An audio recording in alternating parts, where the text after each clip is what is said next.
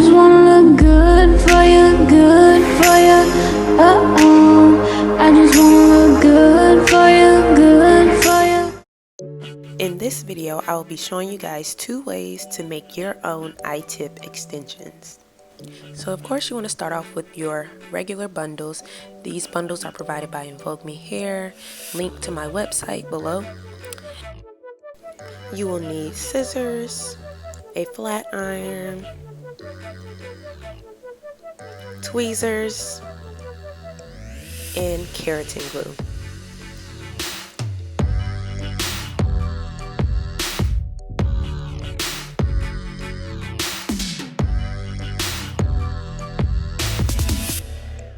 So with the first method, we will basically be creating the iTips while the hair is still on the weft.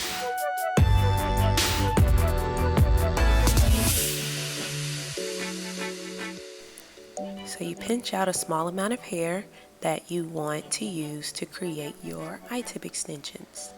This is where we will be putting the keratin glue. So I choose to use 2 of the little dots and allow it to melt a little on the flat iron, and then you just gently press it over the extensions as close to the track as you can get it.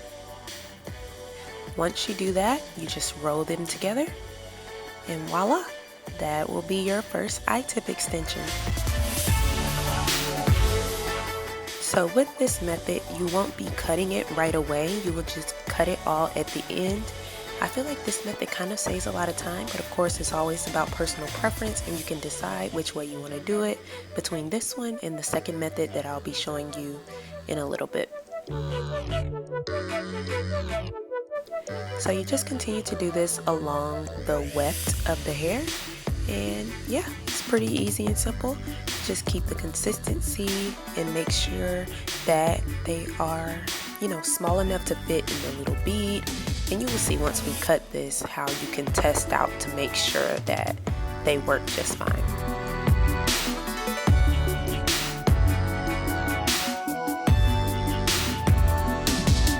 Unfortunately, I was unable to show the install on these for my client, but I will make sure to get a video out on these really soon, so just bear with me.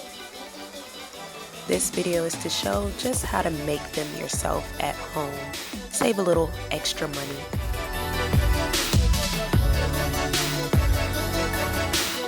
So when you're all finished, that's when you basically just want to go ahead and cut them off along the weft, and that is method number 1. Of course you would finish it across the entire track, but for the video purposes I just showed, showed a little bit.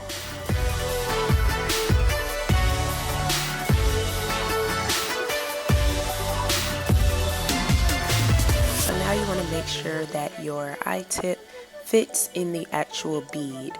That bead is what you use to install it onto the natural hair. So yeah, as long as it fits in there, and then it is enough room in there to fit the natural hair as well, then you know that you did it just fine, and that is the perfect size. Now on to method number 2.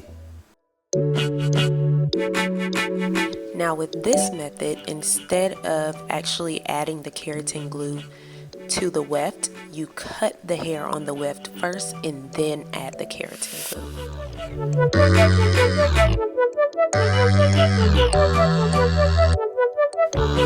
Now with this method, I find that you can have a little more of the ends sealed because the hair is already cut. So once you cut it, it's kind of already locked in. But either method honestly works just fine, and both don't have shedding in the end. So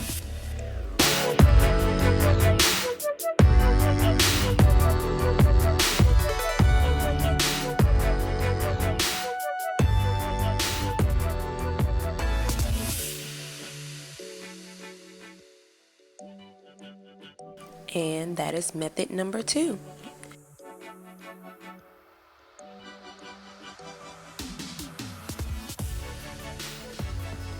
Look at how beautiful those are, and it is very easy and simple to just do it at home. Save your money buying them already pre-made.